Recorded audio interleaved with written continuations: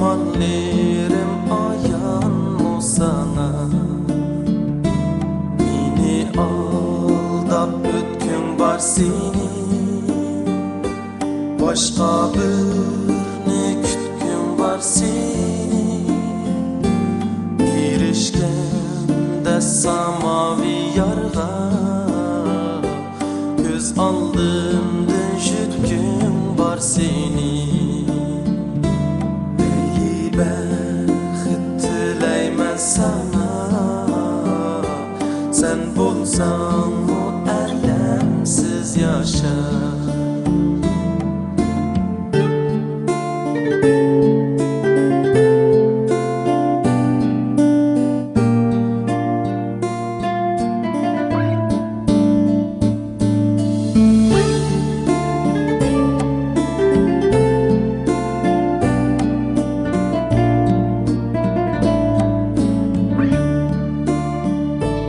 Gözlerinde süysen meni, sözlerinde köysen bana.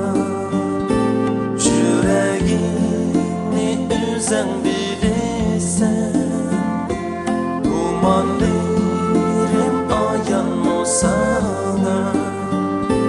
Beni aldap ötkün var seni, başka bir kütkün var seni. Erişkende samavi yarga,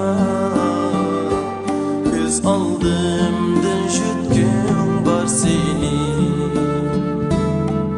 Hayallerim aşsın emelge, sana yollar bulsun kent taşa.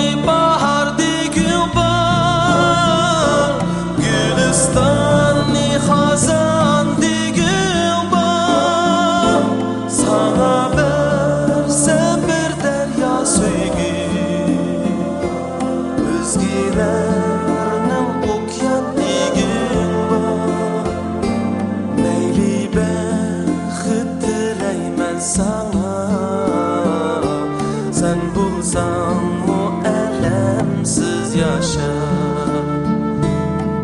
Xiyollerin oshsun amalga,